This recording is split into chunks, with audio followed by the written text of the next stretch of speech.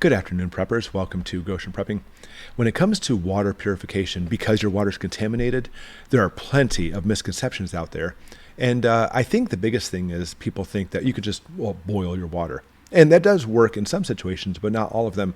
So I'm going to go through this. And the third one, by the way, really stick with this because there's a huge misconception here. People don't understand this. And it literally, since water is essential, your life may depend on this. Now, when it comes to contamination, there are three main types. First, biological agents. And there are so many different biological agents that can actually make you deathly sick, literally can kill you. Bacteria, microorganisms like Giardia, for example, or other parasites will just simply ravage you and clean you out, give you diarrhea, vomiting, dehydration, and of course, death. You'll often see in a town, they'll have what's called a boil water advisory because something leaked into the water, usually a biological agent, and they said, to be on the safe side, just boil the water and it'll kill it off. And that is 100% true. That's great. And I think that's why people think that boiling will take care of all contaminants, but that's certainly not true. Now, something else you can do too is obviously get a water filtration system. There's like a 7-stage system or a Berkey, a Sawyer, even Life Straws. My favorite is the Katadyne, which you see here. And these things are incredible, made of metal. They're very strong, and they'll actually pump out tens of thousands of gallons. And I'll put a link for this below, by the way, because they have a membrane. All these filters do. And they're actually very good at stopping or blocking these small microorganisms. Or again, you can just boil it too, but obviously it takes so much energy and heat to boil it. That's not always the best way to go, especially if we're in a grid down situation. Second, chemical agents. And this obviously can be extremely serious, having chemicals in your water. And this is a situation, by the way, boiling will do nothing for you. I always think of Flint, being here in Michigan, because they actually had some toxic chemicals dumped in the water. And it's not so easy to filter those things out. Now, for many of the toxic substances that can make it into the water, there are water filters that can take care of that.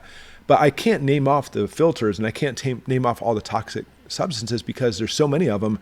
You simply need to do this. If you actually have your water tested, or if you know there's something in the water, you can actually go to the manufacturer websites for the specific filters and see if it'll filter out. But I want to stress for this, boiling won't do anything for this. The chemicals will still be there when you're done boiling, and it is toxic. Obviously, can easily be fatal. And third, nuclear agents. I find this one to be the most confusing, so I want to shed some light on this. First off, I want you to understand the difference between radioactive material, maybe I have some uranium in my hand, and radiation. The uranium is going to put off the radiation. That radiation will go right through your body, can damage your cells, damage your DNA, cause cancer and other problems too, or even burn you. Think of it that way. But the radioactive material doesn't get inside of you unless you drink it. Now, why do we have problems with radiation going through us? We have radiation going through us right now. It's not that big of a deal in extremely small doses. But if you actually somehow ingest that radioactive material inside of you, well, now it's continuously putting out that radiation for a long period of time, high doses, and obviously that is a big problem. So we need to be able to protect from having radioactive material get into your system.